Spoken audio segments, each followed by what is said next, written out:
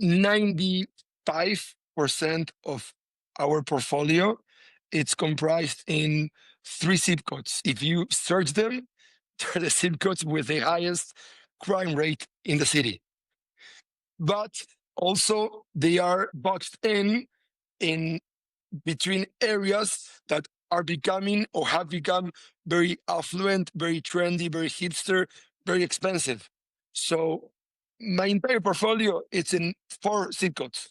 33127, 33142, 33147, and 33150. I think that I get the most rent for my money. I found the most properties with problems, and basically, I like to find blood on the ocean. If I see blood, I buy it. I only buy when there's a problem. Welcome to the Real Estate Pros Show, where we interview real estate investing professionals from coast to coast, as well as the service providers that serve the real estate investing industry. Our goal is simple: share what's working now to help you improve and scale your business to the next level and meet the pros that can help you get there. Real Estate Pros is powered by Investor Fuel, America's leader in helping real estate investors and professionals build the business you need to live the life you've always dreamed of. Let's start today's show. Property insurance for real estate investors doesn't have to be difficult, but it does need to be there to protect you when you need it. MyInvestorInsurance.com not only provides insurance at 15 to 30% cheaper than traditional agencies, it's built specifically for real estate investors like you. You can set up an account in about 2 minutes, get quotes on properties, turn on and turn off insurance for your fix and flip or rental properties in around 2 minutes without having to talk to anyone directly, all through our portal. There's no better way or faster way to make sure you've got the coverage you need to protect you, and no more lengthy policies either. Once you're set up, you're billed monthly and prorated by the day for however long your policy is active. It's powered by MSI, the third largest independent MGA, with 1.5 million customers and more than $1 billion in cumulative premiums written. Get set up today in about 2 minutes at myinvestorinsurance.com/fuel.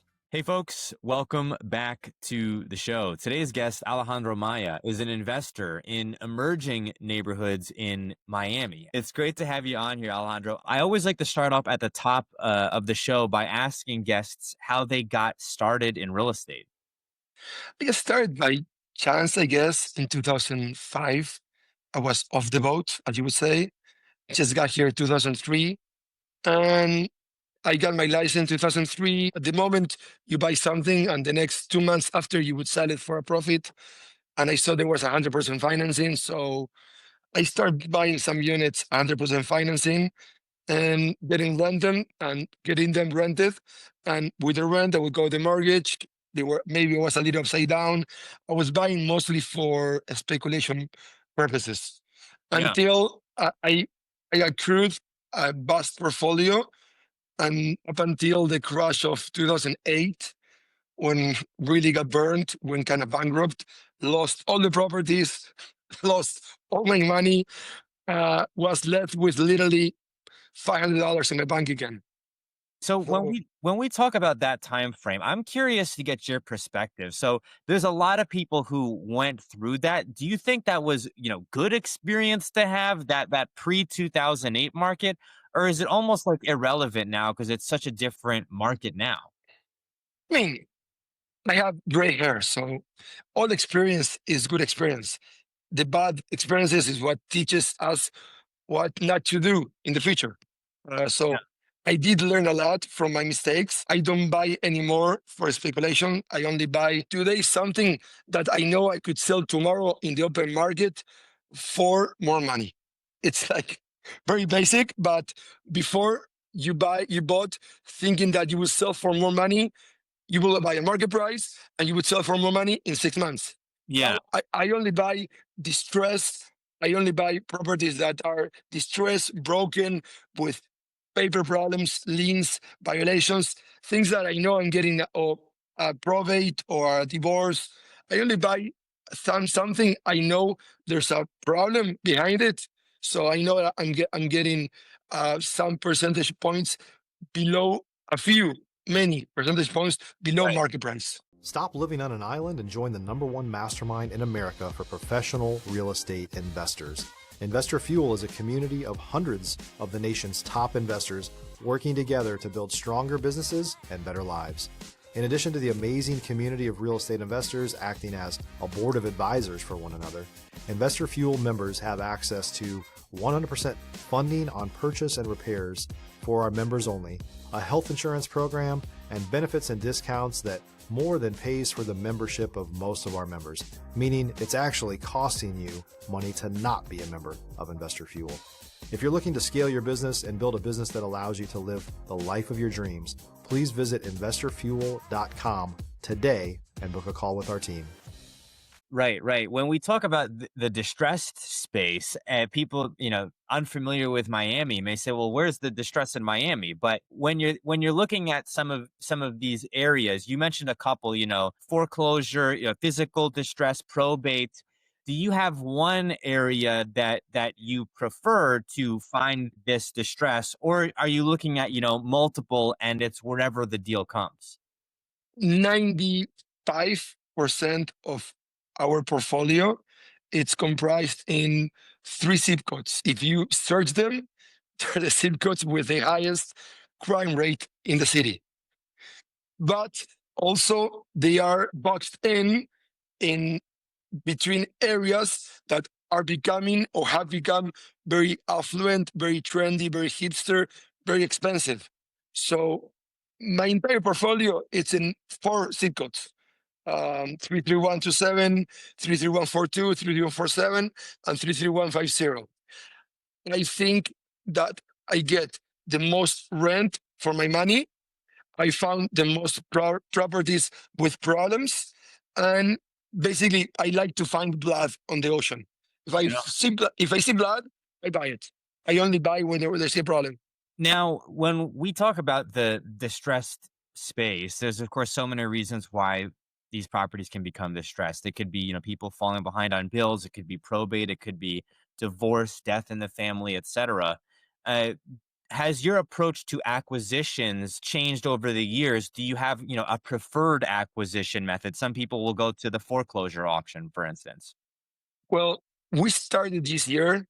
I started this year buying through foreclosure, but it's a very, very tricky and difficult process. The first one I bought, I didn't do my homework. I did not do very well. I'm trying to get out of the mess.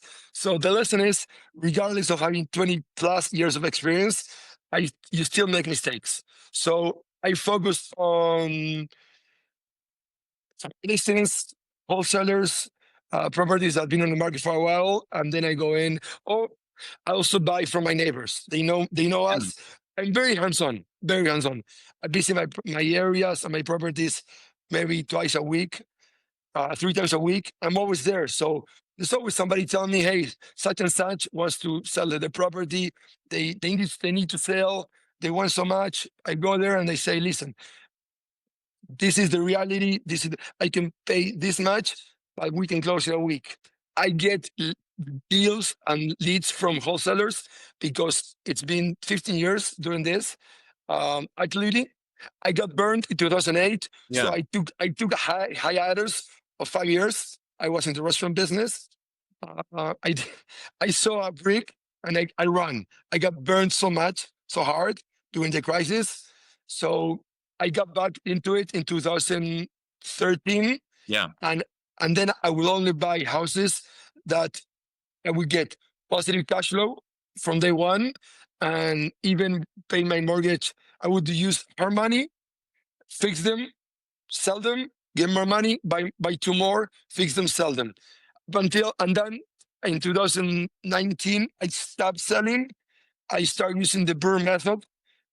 I started using financing. Yeah. So I buy with her money, fix, stabilize, rent, and refinance and buy again. Now, when we talk about, being able to accumulate a large personal portfolio, you might have folks who say, okay, all of these properties are going to be long-term rentals. Some people might say, okay, I'm going to have a mix, kind of diversifying my cash flow, if you will.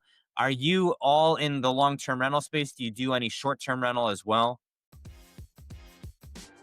If you're looking for consistent, high-quality leads, look no further than Investor Machine. Investor Machine isn't just another agency, it's the most sophisticated, data-driven lead generation company on the planet for real estate investors, and serves the role of being not just a lead generator for your business, but a marketing partner that is helping you achieve your goals along the way. Go to investormachine.com to learn more and schedule a call with our team today.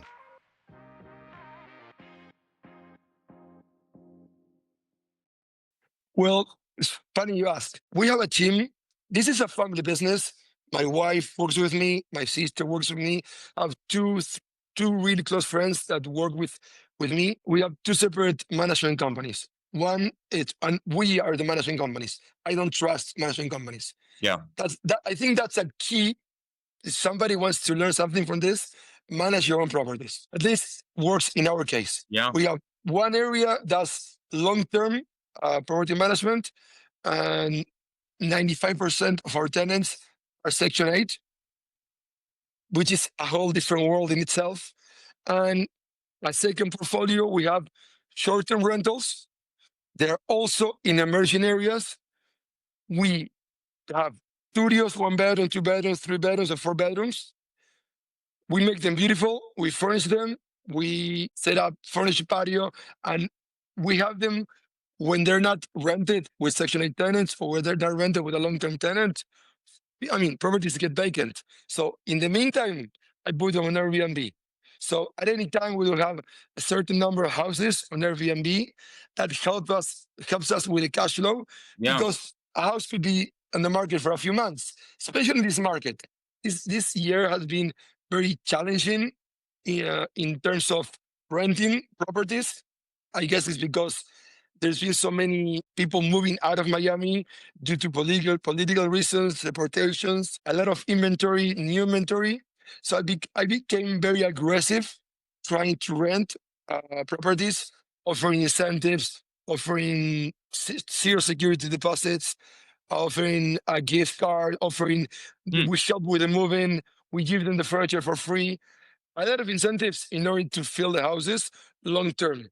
But in the meantime, we do Airbnb, and they're the same areas. They're the same emerging bad neighborhoods. Yeah. I guess, but we have tenants, we have guests, not tenants. We call the tenants long-term tenants and the Airbnb guests. We have guests that stay for a week in a beautiful house of 3 bedrooms for $800. Right. It's a good deal for them. Very good deal. In the Airbnb space, what would be your guidance and feedback to folks who may be looking at getting into, Airbnb in a potentially very competitive market? Maybe they're not in Miami, but they might be in another major metro. Well, it varies city by city. I mean, there's some areas in Miami which there is very profitable to do Airbnb. Some areas like mine, it's not very profitable. For me, it works because I have a team, we have the structure, and it helps me keep the properties occupied while I'm trying to rent them. Or eventually, sometimes we want to sell something while I have them on the market for sale. I have the flexibility to have them occupied and get revenue of them. For people that want to get into Airbnb, I would be very careful on how much they pay for the asset and where they buy it, and make sure, at least in Miami, I'm not going to speak about cities I don't know. We were involved very heavily in Detroit from 2017 until currently, but only long-term, only low income, only Section 8. I didn't do Airbnb over there. I would be very careful in where you buy in Miami to do Airbnb. Don't believe what people on Instagram or the gurus tell you. Yeah. It's not magic. The Section 8 space is interesting because, you're working with local governments, right, in order to set this up, right? So how did you get into the Section 8 space? It's a way to have your rent somewhat guaranteed. You have to get the tenants portion that sometimes they don't pay it. And a lot of time we're very lenient about it because people are really having, I'm not going to try to be portrayed as a saint, but it's a business decision. I don't evict somebody for being behind on their. If you're a new or newer real estate investor looking to launch or grow your real estate investing business, please check out Investor Fuel Club. It's a coaching community, but unlike anything you've ever seen before. And you can actually partner with members of our mastermind from coast to coast on deals right in your market. There's no better opportunity to build a consistent business than to literally partner with pros to help you avoid costly mistakes, avoid the need for capital to do deals, and help you eliminate your fears as you're starting your business. Learn more about Investor Fuel Club at investorfuel.com/club.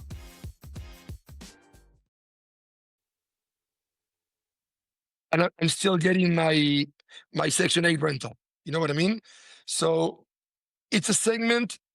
The low income segment for me is where you get the best rent for your money, and it's where the property long term appreciates the highest percentage. That said, it's a very difficult niche to manage. So I only do Section 8 90%. The people that are not Section 8, we really screen them.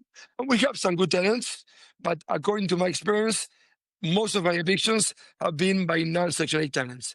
So it's a segment that I got into because I realized if I want to be in this segment, I want to be with people with guaranteed rent, and the government guarantees the rent.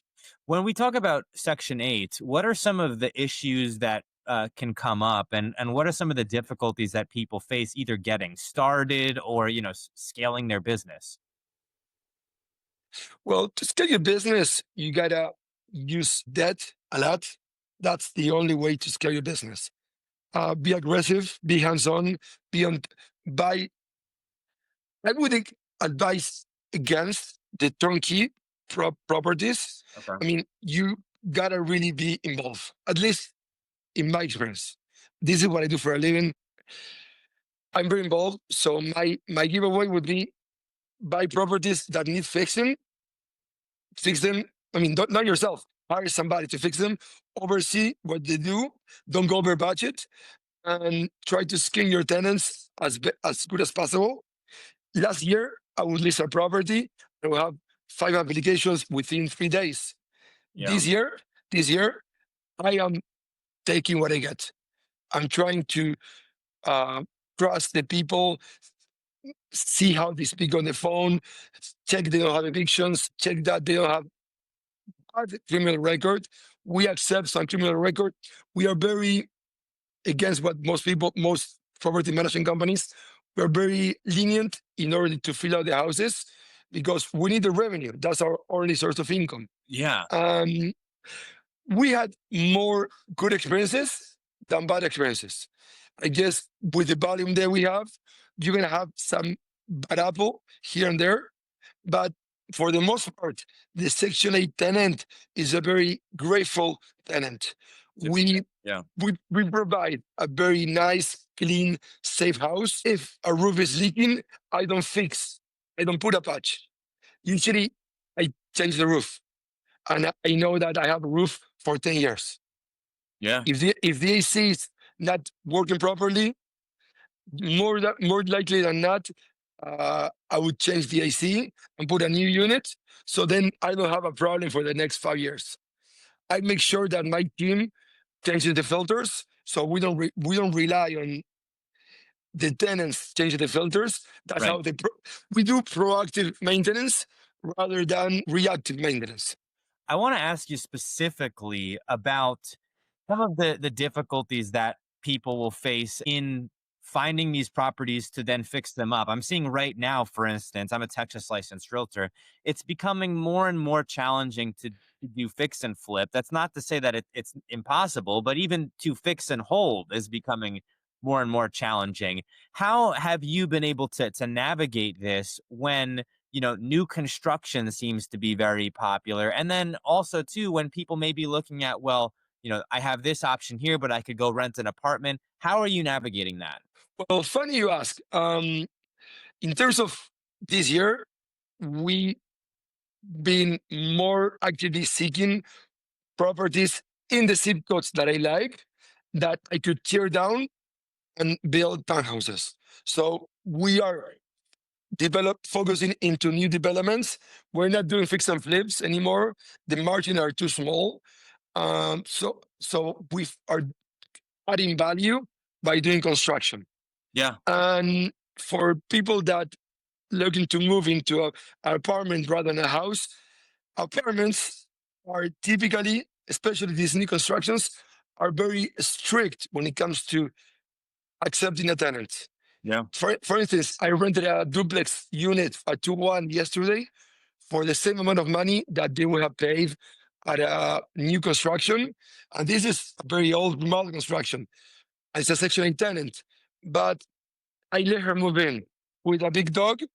She has a small criminal record, very bad credit, and zero security deposit. So in my head, by renting the house today rather than 2 months, okay, I use these 2 months that for as a mental security deposit. It's a very, we are a family-owned business. We're not a corporation, so it's every run by me, my sister, my wife. The rental of properties is becoming very in this market, which 9 out of 10 people have a criminal record on eviction or bad credit. So if you're gonna be very, very critical. But yeah, if you're being ultra picky and If you're very picky, you're not gonna rent. you're not going to rent, especially when you're doing it at volume. We are coming up on time here, though, Alejandro. Where can folks go to reach out to you? Maybe they have a deal, and maybe they have a distressed property in the Miami area, one of the zip codes that you're buying in, or maybe they just like to reach out to you and your team and get on something they're looking at. Definitely, I'm always eager to make new connections. We use Instagram. It's called Maya Capital Ventures. Maya, like my last name, My Capital Ventures. I'll text it so you can put it on the link below. All right, Alejandro, thank you so much for coming on the show today. Lovely. Thank you for having me. Hope to see you again. Thanks for joining us for today's Real Estate Pros Show. You can learn more about the amazing benefits of the Investor Fuel Mastermind community, including surrounding yourself with hundreds of other rock stars, 100% financing for your deals, and members-only discounts from vendors you're likely already using that, as a member of Investor Fuel, will save you more than the cost of your membership. Visit investorfuel.com to learn more. If you're interested in joining us as a guest of this show, please visit investorfuel.com/pros to apply.